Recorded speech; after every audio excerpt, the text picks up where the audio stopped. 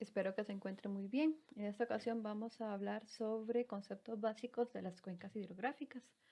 Para empezar su definición, la cuenca hidrográfica es aquel área geográfica donde las aguas caídas por precipitación se unen para formar un solo curso de agua. Dice que cada curso tiene una cuenca bien definida y para cada punto de su recorrido. También podemos hablar de cuencas geológicas o cuencas hidrogeológicas que no son compatibles con la cuenca hidrográfica propiamente. Entonces, bueno, aquí tenemos algunas formas, geoformas que podemos encontrar en la cuenca. En las partes más altas vamos a tener pendientes más escarpadas. Por aquí viene el cauce principal, ¿verdad? Y también podemos hablar de conceptos de microcuenca cuando es una cuenquita de un solo cauce o una subcuenca que es varias subcuencas conforman una cuenca y una macrocuenca, ¿verdad?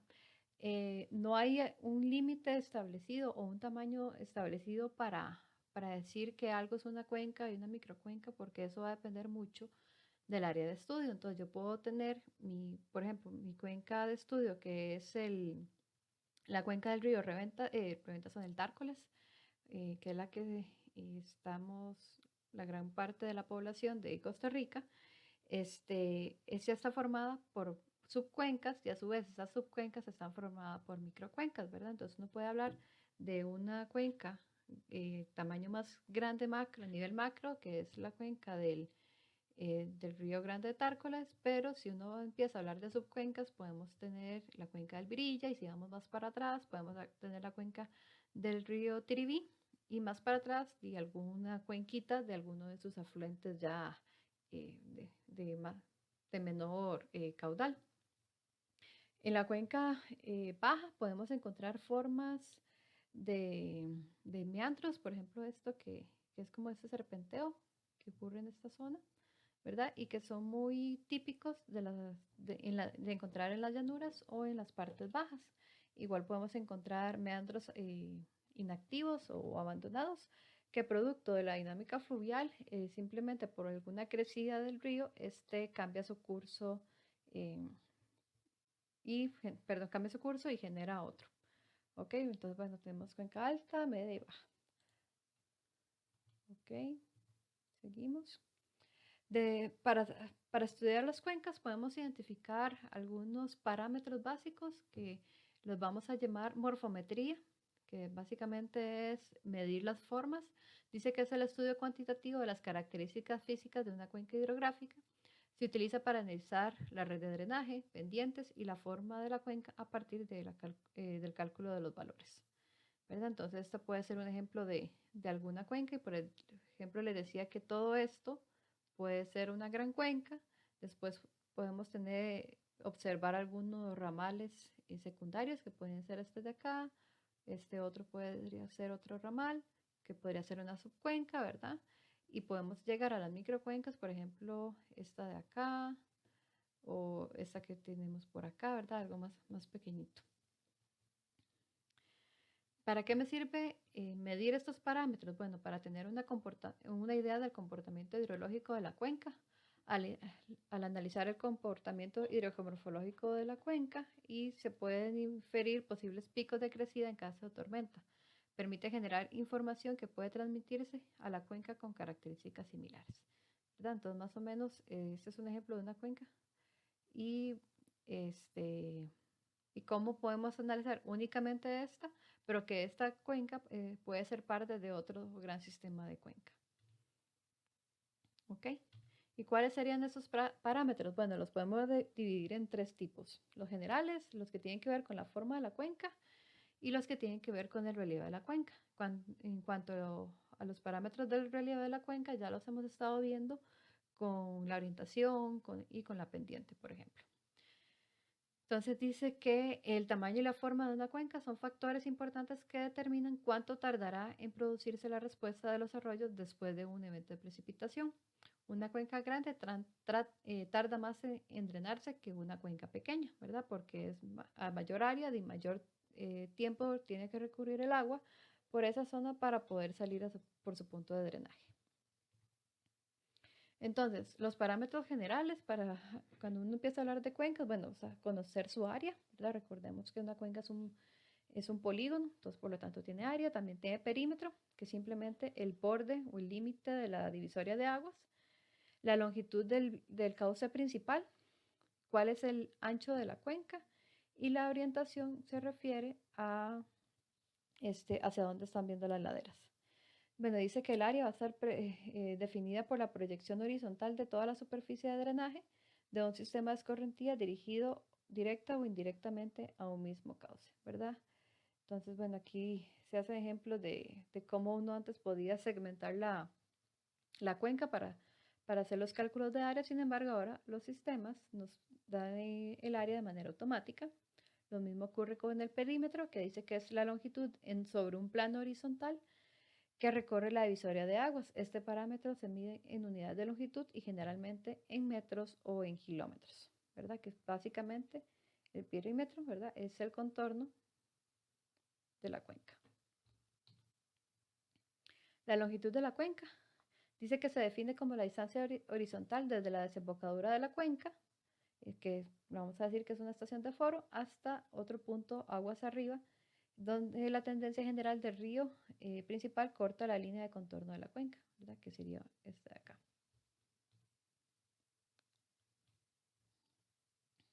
El ancho dice que se define como la relación entre el área y la longitud de la cuenca y se expresa en unidades de longitud, ¿verdad? Para saber qué tan gordita, por decirlo así, o qué tan flaquita está una cuenca.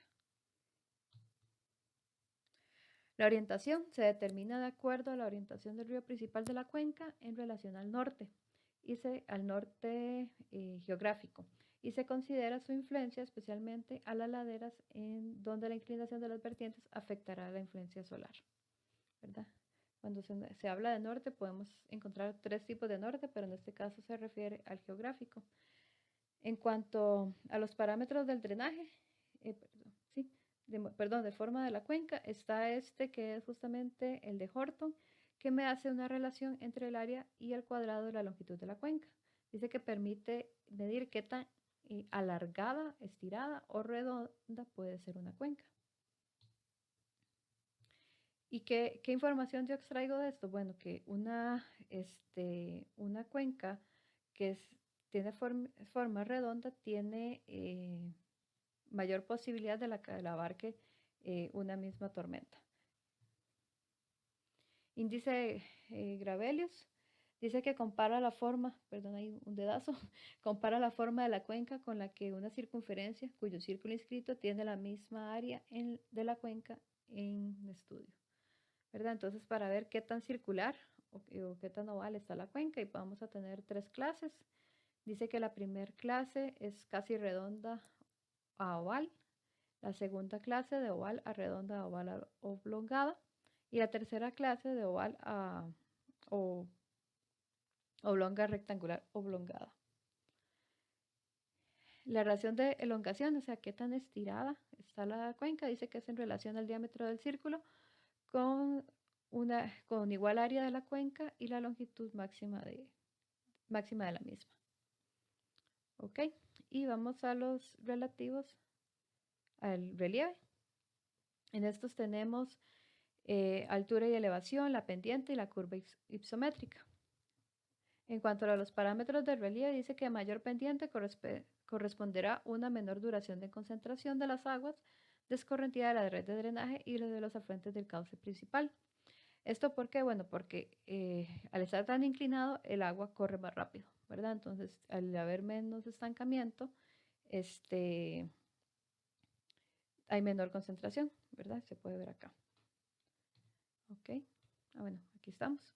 Entonces, en esta zona de la cuenca es posible que escurra más rápido que lo que escurre en esta zona de la cuenca.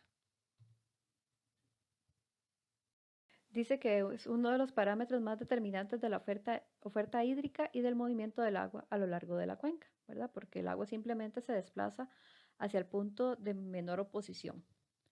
De ella dependen en gran medida la cobertura vegetal, la biota, el clima y el tipo de uso y de suelo y otras características fisiográficas. Uno de los principales parámetros que caracteriza el relieve de la misma y permite hacer comparaciones entre cuencas para observar fenómenos erosivos que se manifiestan en la superficie. Se subdivide en dos. Podemos tener pendiente media de la cuenca, que es básicamente decir a qué altitud se encuentra el 50% de la cuenca, o el histograma de pendientes, que vamos viendo de acuerdo a la altitud qué cantidad de área está dentro de esa misma pendiente.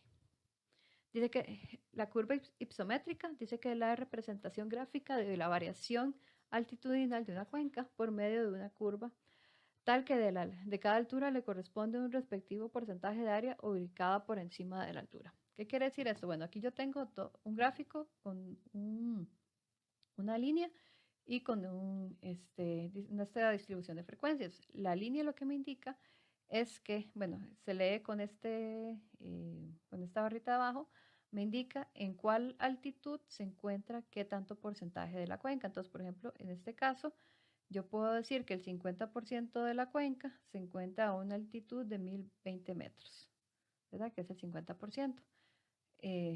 Y en el caso del 100%, yo puedo decir que el 100% de la cuenca se encuentra a una altitud mayor a los 700 metros, ¿verdad?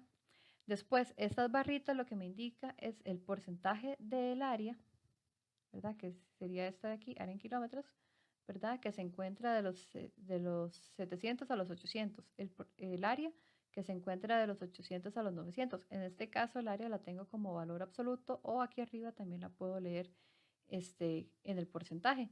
Entonces yo sé que, por ejemplo, más del 20% del área de la cuenca está entre los 900 y los 1000 metros de altitud. Entonces, si yo agarro todas estas barritas, al final lo que me debe medir es 100%. Ok, los parámetros relativos al perfil dice que cota mayor de cauce, que es la elevación del punto más alto del cauce, o sea, desde donde se ubica el ojo de agua, y la cota menor del cauce, que coincide con con la cota mínima. La cota mínima se refiere a la altitud en metros sobre el nivel del mar. Y la cota menor podemos decir que es el punto de aforo de la cuenca, que es justamente el punto donde se une toda la cuenca. Seguimos. La longitud de cauce principal dice que mide la longitud del cauce principal y tiene en cuenta la sinuosidad del río, o sea, qué tan serpenteado vaya el río. Pendiente promedio del cauce dice que la velocidad de escurrimiento de las corrientes de agua en una cuenca depende de la pendiente de los canales de flujo, de los canales fluviales. Ok, y después tenemos los parámetros relativos al drenaje. Y aquí vamos a tener la densidad de drenaje, o sea, dice que, bueno, es un índice que hace una relación entre la longitud de drenaje y el área de la cuenca, o sea, qué tanta área de mi cuenca tiene drenaje, o sea, tiene ríos, tiene la formación de cauces. Y la densidad de drenaje se expresa en características geoecológicas de una cuenca. Entonces, la densidad de drenaje es la longitud de las corrientes entre el área. Y el orden de cauces, de acuerdo a la metodología de Strahler, me va a dar un número que refleja el grado de ramificación del sistema de drenaje. La clasificación de los cauces de una cuenca se realiza a través de las siguientes premisas. Los cauces de primer orden son los que no tienen tributarios, o sea, los que están justamente a partir de las nacientes, ¿verdad? Los de menor orden, el 1. Y dice que los cauces de segundo orden se forman de la unión de dos cauces de primer orden. Entonces, tenemos el ejemplo, 1 más 1, 2, 1 más 1, 2, pero 2 y 1 se quedan 2, 1 y 2 se quedan 2, pero aquí vienen 2 y un 2 se pone un 3 y así sucesivamente. ¿Verdad? Entonces tenemos los tributarios, que son básicamente los de donde inicia el cauce, los que tienen primer orden de drenaje. Y el cauce principal ya es aquel canal o aquel flujo donde ya ingresa mayor cantidad de ríos. ¿Ok? Bueno, él le puede haber hecho zoom. Bueno, y eso sería en esta ocasión. Entonces los invito a que realicen el ejercicio de esta semana. Saludos.